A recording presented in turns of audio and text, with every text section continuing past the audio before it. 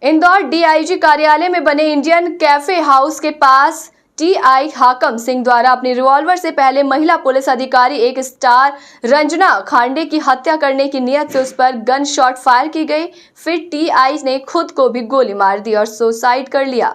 महिला पुलिस अधिकारी को कान पर गोली लगी, जिससे लहूलुहान हालत में रंजना हॉस्पिटल ले जाने के लिए लोगों ने डीआईजी ऑफिस में मदद मांगी, जिसके बाद रंजना को हॉस्पिटल ले जाया गया और रंजना का इलाज हुआ। जहां थाना छोटी ग्वालटोली टीआई के विरुद्ध घटना दिनांक में हत्या का प्रयास करने की धारा में एफआईआर दर्ज कराई गई और लगभग 18 दिवस बाद पीड़ित महिला पुलिस अधिकारी और उसके भाई कमलेश खांडे सहित अन्य 2 लोगों को भी टीआई को ब्लैकमेलिंग सहित सुसाइड करने के उकसाने के आरोप में आरोपी बना दिया गया। इसी दौरान रंजना के भाई की भी रहस्यमय रूप से जलने से मौत हो गई। बताइए माताजी, आपके साथ किस तरीके का व्यवहार किया गया? हम 2 गाड़ियाँ आई, एकदम पुलिस घर में घुसे और हमारे से पूछताछ करने लगे कि रंजना कहाँ है। हमने बोला कि रंजना कल इंदौर चले गई, इंदौर में थे। तो बोले कि नहीं, तुम बताओ। दोस्त दबे देने लगे, आपको पकड़ के ले जाएंगे, आपके बेटा कौन है, बेटे को पकड़ के ले जाएंगे, पूरा परिवार को पकड़ के ले जाएंगे।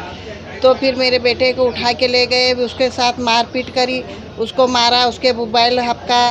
फिर वहाँ से दूसरी जगह एक दुकान थी, वहाँ ले गए। बोले कहाँ भगाई तुमने रंजना को, कहाँ है वो? तो हमको पता नहीं है, हमको नहीं मालूम कि कहाँ है वो। भाई यहाँ से गई कल इंदौर, अब इंदौर से कहाँ है ये हमको नहीं पता था।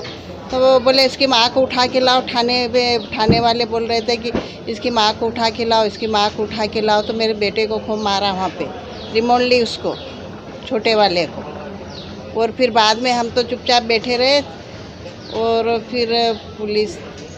आप रंजना खाने से मिली, आपकी बेटी से मिले थे? नहीं मिली अभी जेल में जाके मिले आप? हाँ।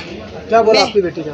मेरी बेटी ने बोला कि मैं तो बेकसूर हूँ मम्मी, मेरे को तो फंसाया गया है और मैं तो कहीं नहीं, मैं तो छूट जाऊंगी। बोले फिक्र मत करना, बोले मेरे पे कोई आरोप नहीं है। और मैं मतलब कि मैं तो खाली मेरी गाड़ी मांग रही थी, मैंने कुछ नहीं सर को बोला।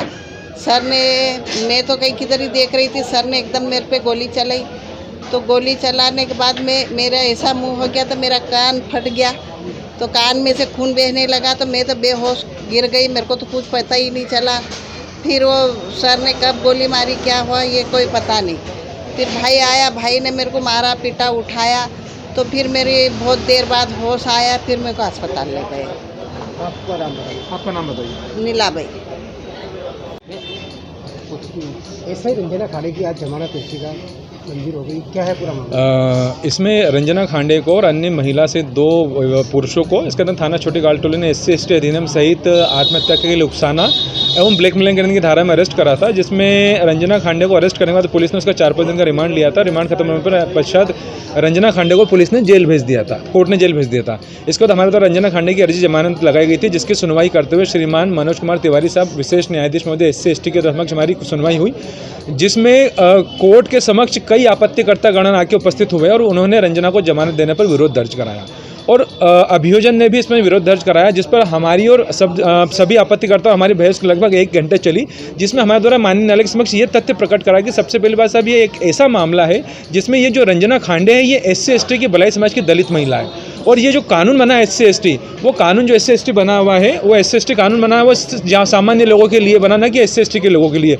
लेकिन दलित वर्ग की महिला को ही दलित वर्ग के कानून में फंसा दिया गया है और इसको लेकर प्रमाण पत्र पेश करा। साथ में साहब, चूंकि ये रंजना खांडे ने अपने भाई के लिए, कमलेश खांडे के लिए कार खरीदी थी और वो कार इस टीआई हाकम सिंह जी से खरीदी थी और वो टीआई ने वो कार रंजना खांडे के भाई के नाम ट्रांसफर कर दी 5 लाख रुपए लेके बैंक ट्रांजैक्शन के माध्यम से। लेकिन उसके बाद वो न कार दे रहा है न पैसा लुटा रहा है, तो अपना ही पैसा मांगना और अपनी ही कार को मांगना ब्लैकमेलिंग की कैटेगरी में नहीं आता। इसको लेकर हमने बड़े वरिष्ठ न्यायालयों के सुप्रीम कोर्ट से ऑनरेबल हाई कोर्ट के कई न्याय दृष्टांत पेश करते हैं।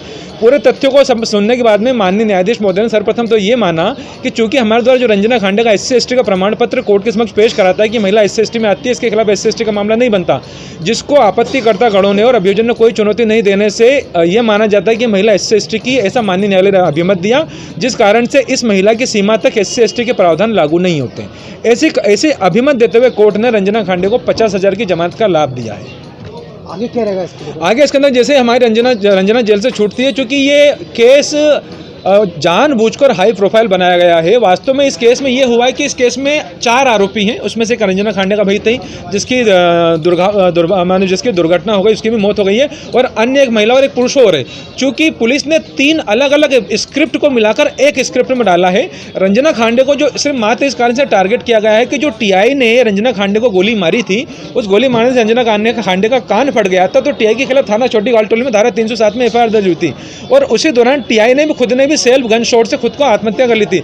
अब बाद में टीआई साहब के परिवार को किसी प्रकार की सरकारी अनुकंपा नियुक्ति में या विभागीय लाभ में किसी प्रकार से कोई अड़चन ना आए, इस टीआई साहब के खिलाफ एफआईआर को लेकर उससे बचने के लिए रंजना खांडे के खिलाफ एक कॉन्स्पिरेसी के तहत ये मामला दर्ज किया गया है, जबकि रंजना खांडे का किस केस से कोई लेना देना नहीं है और उससे किसी प्रकार का कोई आपत्तिजनक मटेरियल भी पुलिस ने जब्त नहीं करा।